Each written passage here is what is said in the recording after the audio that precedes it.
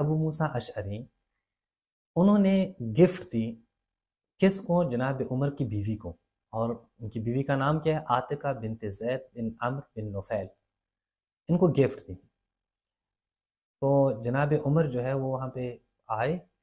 فرآہا، تو اس نے اپنی بیوی کو دیکھا کہ اس کے پاس یہ گفٹ موجود ہے۔ فقال انا لکی ھذا، یہ گفٹ تمہیں کس نے دی ہے؟ کہاں سے یہ گفٹ تمہیں ملا ہے؟ فقالت اہداھا لی ابو موسیٰ اشعری، یہ گفٹ تو مجھے ابو موسیٰ اشعری نے دی ہے۔ اب آپ خود ہی اندازہ کریں کہ ایک شخص ایک شادی شدہ عورت کو گفٹ دے رہا ہے اور اس کی شوہر کو پتہ ہی نہیں ہے۔ جب شوہر کو پتہ چلتا ہے تو وہ اب اس کی ریاکشن کیا ہے یہ آپ دیکھیں۔ ظاہر ہے آپ اگر اہل سنت ہے تو آپ کہیں گے اجتہادی غلطی ہوئی ہے، اجتہادی غلطی ہوئی ہے تو ٹھیک ہے، کوئی مسئلہ نہیں ہے، ثواب بھی ملا ہے۔ ان کسی شادی شدہ عورت کو گفٹیں دیا کرو، ثواب حاصل کیا کرو۔ تمہیں کیا ہوا ہے؟ کیوں تم میری بیویوں کو گفٹ دے رہے ہو؟ میری بیویوں کو تم گفٹ دے رہے ہو وہ چھپ کے۔ عزیزان، جس طرح اس شخص نے حضرت عمر رضی اللہ تعالیٰ عنہ کی زوجہ کے اوپر گھما پھرا کے الزام لگانے کی کوشش کی ہے، جو روایت پیش کی ہے جس کو یہ بطور دلیل لایا ہے، یہ دلیل اس کی کتنی علیل ہے اور اس سے زیادہ علیل ہے اس بیچارے سے، اور اس کی سند کے حوالے سے ہم بات کریں گے۔ لیکن متن کے طور پہ جو اس نے بات کی ہے اور جو اس نے تاثر دینے کی کوشش کی ہے، ویسے تو یہ لوگ کہتے ہیں ہم ان کے مقدسات کی توہین نہیں کرتے، تو کیا تم ایران میں بیٹھ کے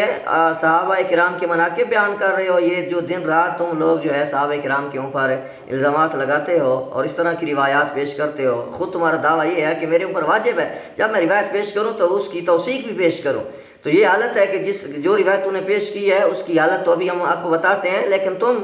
تو ایسا کہو گے، تمہارے استاد کا یہ حال ہے کہ ہم نے صحیح مسلم کی حدیث اس کے سامنے پیش کی کہ حضرت ابو بکر رضی اللہ تعالیٰ عنہ کے متعلق نبی علیہ السلام نے فرمایا کہ لے آؤ کہ میں ان کے لیے لکھ دوں تاکہ کوئی انکار کرنے والا انکار نہ کرے۔ تو تمہارے استاد نے اس کو ضعیف کہا، لیکن ضعیف ہونے پر کوئی دلیل نہیں دی، اور تم یہ دعویٰ کرتے ہو کہ میں جو روایت پیش کرتا ہوں تو میرے اوپر واجب ہے کہ میں اس کو صحیح پیش کروں۔ تو جو واجب تو تمہارے استاد بھی پورے کرتے ہیں واجبات، اور تم نے جو بھی واجب پورا کیا ہے کہ جو روایت پیش کی ہے وہ کس قدر جو ہے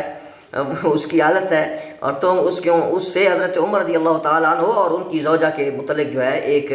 الزام تراش کے ان کو عیبدار کرنے کی اور تان کرنے کی کوشش کر رہے ہو کہ حضرت عمر رضی اللہ تعالیٰ عنہ کی زوجہ کے ساتھ معاذ اللہ کسی کا کوئی چکر تھا یا کسی غلط نیت کے ساتھ کوئی ان کو جو ہے ہدیہ پیش کرتا تھا۔ حالانکہ ہدیہ پیش کرنا کسی کو یہ کوئی بری بات نہیں ہے، لیکن جو رنگ تم نے دیا ہے اس کو گفٹ کا نام دیا اور پھر جو ہے لوگوں کو یہ تاثر دینے کی کوشش کی ہے۔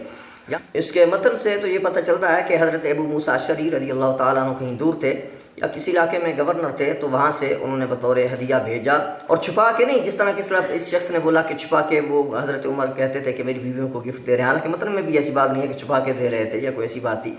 تو وہ اپنی طرف سے حضرت عمر کو یا حضرت عمر بن عبدالعزیز کا آپ دور پڑھ لیں تو ان کو کوئی چیز اگر بطور ہدیہ پیش کرتا تو وہ اس کے لیے بہت تحقیق کرتے اور بہت احتیاط کرتے تھے اس معاملے میں۔ تو حضرت عمر رضی اللہ تعالیٰ عنہ کی بیوی کے متعلق جو انہوں نے کہا طبقات الکبریٰ سے، اور کہا کہ حضرت عمر رضی اللہ تعالیٰ عنہ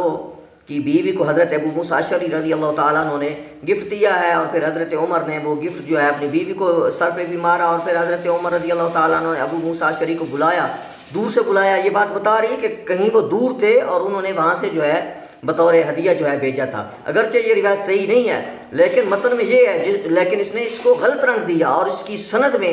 سب سے پہلے جو راوی ہے اس کی سند کی طرف آ جاتے ہیں وہ ہے محمد بن عمر واقدی، جو جمہور محدثین کے نزدیک متروک الحدیث ہے، اور وہ متہم بالکذب ہے، اور بعض اس کو تو ضعیف کہتے ہیں، لیکن اس قدر یہ مجروح راوی ہے جس کی وجہ سے یہ روایت جو ہے اس قدر جو ہے مردود ہے۔ لیکن یہ شخص جو ہے روایت کو یہ شخص جو ہے بطور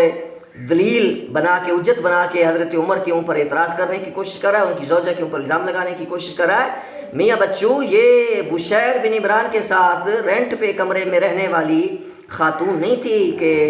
جس کے متعلق جو ہے وہ آیا ہوا ہے کہ وہ رینٹ کے کمرے میں رہی تھی، اور ان کو جو ہے نا بشیر نے رینٹ کے کمرے میں بغداد میں بشیر بن عمران نے رکھا تھا رات کو، اور وہ جو ہے رات کو وہاں رہیں ایک غیر محرم کے ساتھ۔ یہ حضرت عمر کی بیوی کو ان سے تشبیہ نہ دو،